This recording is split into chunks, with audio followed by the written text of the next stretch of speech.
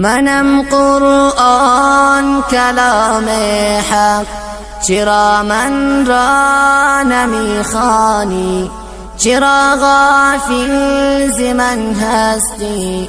چرا از من گریزانی؟ منم آن مونس قبرت، منم نور شب سردت. بیا با من بگو دردت اگر داری پریشانی.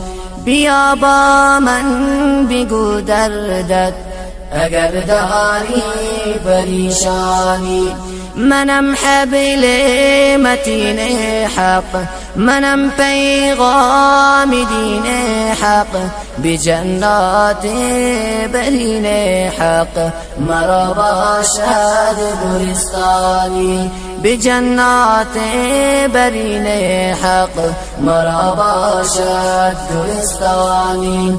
برای مؤمنان شافی، ز دست کافران شاکی. دلیل و حجت کافی، منم درگاه سبحانی. منم درگاه سبحانی. چو امواج خروشانم، زلالتها بسوزانم. به همراه تو هر آنم اگر داری مسلمانی. اگر داری مسلمانی. منم سرچشمه عزت، منم آن مظهر وحدت. منم برکت، منم رحمت، ز سوی ذات رحمانی. ز سوی ذات رحمانی. عمل بر آیه های من، تو را مأوا به جنات است. منم شافع برای تو اگر خواهان رضوانی. اگر خواهان رضوانی.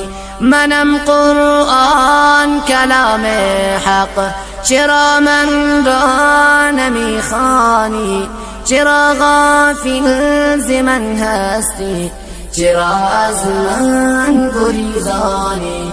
چرا از من گریزانی؟